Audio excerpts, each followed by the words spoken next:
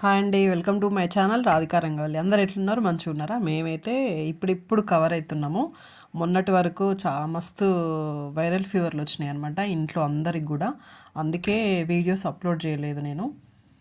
ఇప్పుడు ఓకే, పర్లేదు, ఇంకా తగ్గినాయి అనమాట. కానీ ఇంకా ఆ వీక్నెస్ అనేది ఉందన్నమాట, నీరసం అనేది.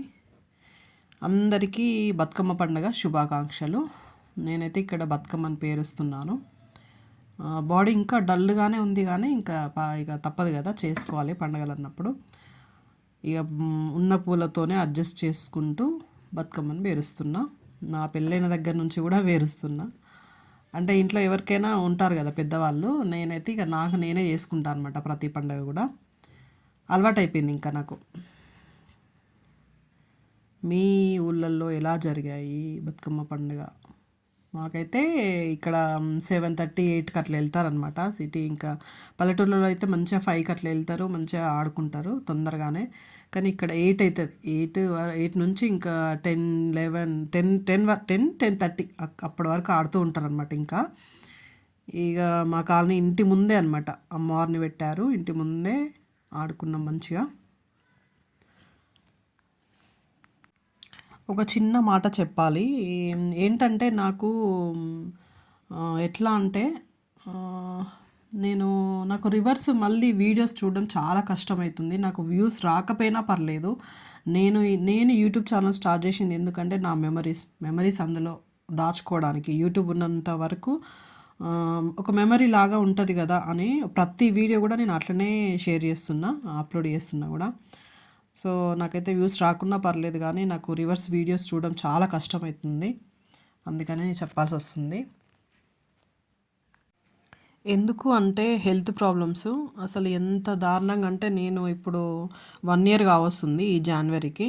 అప్పటి నుంచి ఇప్పటి వరకు వేసుకున్నా కూడా అసలు నాకు hair fall, eye problems, health problems చాలా వచ్చినాయి.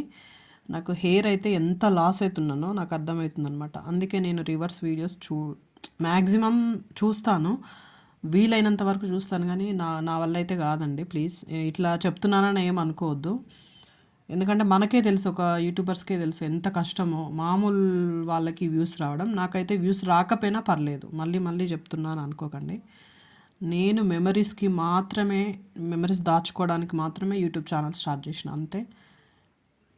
ఒక్కొక్కరు అదృష్టం ఒక్కొక్కరిలాగా, వస్తాయి వ్యూస్, లేకుంటే లేదు. నేను ఏ వీడియోకి కూడా వ్యూస్ ఇంత వచ్చినాయని నేను ఏ రోజు కూడా హ్యాపీగా ఫీల్ అవ్వలేదు, బ్యాడ్గా ఫీల్ అవ్వలేదు.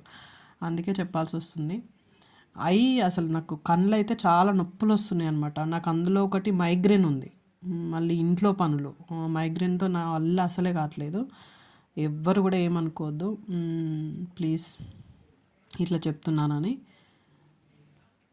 ఒకవేళ గ్యాపే వచ్చింది అనుకోండి, అసలు వ్యూస్ రావడం చాలా కష్టం. ఇప్పుడు నేను ఇంత గ్యాప్ వచ్చింది కదా చూడండి, చాలా కష్టమవుతుంది వ్యూస్ రావడం. ఎందుకు ఈ తలనొప్పి అంతా ఎందుకు అని అనిపిస్తుంది అనమాట. అందుకే నేను స్టార్ట్ చేయడం కూడా అందుకే స్టార్ట్ చేసిన, మెమరీస్, ఓన్లీ మెమరీస్. అందుకని ఏంటంటే నాకు ఒక 3-4 ఫోన్స్ పోయినాయి అనమాట, మొబైల్స్ పోయినాయి. అందులో మా పిల్లల ఇద్దరి చాలా ఫొటోస్ కానీ ఏదైనా ఉండే అనమాట. ఇంకా అట్లా కాదు అనేసి నేను ఇట్లా యూట్యూబ్ ఛానల్ స్టార్ట్ చేయాల్సి వచ్చింది. ఎవరైతే ఏమనుకోవద్దు.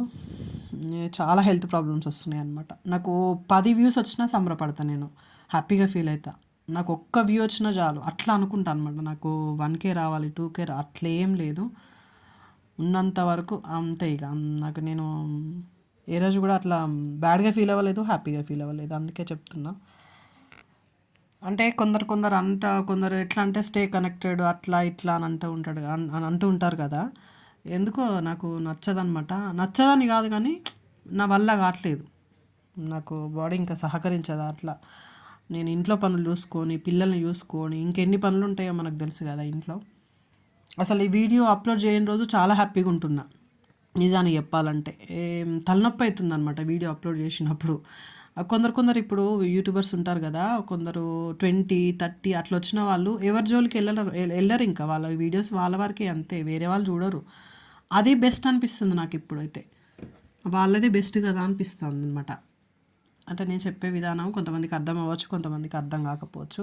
యూట్యూబర్స్కి అయితే అర్థమైపోతుంటుంది. ఎంత కష్టం అంటే యూట్యూబ్ ఛానల్ మెయింటైన్ చేయడం చాలా కష్టం. నేను ఏదో అనుకున్నాను కానీ వామ్మో! అసలు ఇప్పుడు నాకు 1K రావడానికి ఎంత ఇబ్బంది అవుతుందో అసలు. ఎంత అన్‌సబ్ చేస్తున్నారో, మళ్ళీ సబ్ చేసి అన్‌సబ్ చేస్తున్నారు. అక్కడ ఇంకా పెద్ద చిరాకయితుంది నాకు. అందుకని ఇంక వద్దురా నాయనా అనిపిస్తుంది. చూడండి ఇక్కడైతే మేము బతుకమ్మ మంచిగా ఎంజాయ్ చేసినాము. అందరం మా ఇంటి ముందే మంచిగా 10 వరకు అట్లా ఆడినాము. వచ్చేసినాం ఇంకా. అక్కడే ఊర్లల్లో అయితే గుడి ముందు అట్లా వేస్తారు కానీ ఇక్కడేమో వాటర్‌లో వేస్తారనమాట. టబ్‌లాగా పెట్టేసి అందులో వేస్తారు. గౌరమ్మను కొంతమంది ఏస్తారు, కొంతమంది చేయరు. మేమైతే ఏస్తాము, గౌరమ్మను పంచుకుంటాము. అదే పుస్తల తాటకు గిన్నె పెట్టుకుంటారు కదా!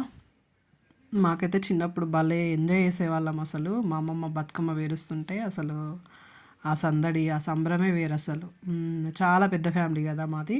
అందరూ ఇంటికి ఆడపడుచులందరూ అవ్వగారిళ్ళలోకి చేరుకునే టైము ఇది బతుకమ్మ అనగానే. వినాయక చవితి వస్తుంది అనగానే ఏదో సంబరంలాగా అనిపిస్తది. ఇంకా బతుకమ్మ పండుగ కూడా వస్తుంది అని ఆడపిల్లలకి అట్లా అనిపిస్తది కదా! ఆ ఫీల్ అనిపిస్తది కదా! ఇంకా నేనైతే ఇక మా అమ్మ వాళ్ళ ఇంటికి వెళ్దాము అని అనుకుంటున్నాము. ఇక్కడైతే ఎప్పుడూ ఉండను. చూడాలిగ. మ్యాక్సిమం ఇక్కడ నుంచి నేను మ్యూజిక్ యాడ్ చేస్తాను. మ్యూజిక్కు నాకు చెప్పండి. ఇందులో ఉన్న వైటీలో ఉన్న మ్యూజిక్ యాడ్ చేస్తే కూడా కాపీరైట్ వస్తుంది. తలనొప్పి అవుతుంది అసలు. ఏ మ్యూజిక్ యాడ్ చేయాలో కూడా అర్థం కావట్లేదు. చూస్తా ఈరోజైతే ట్రై చేస్తా.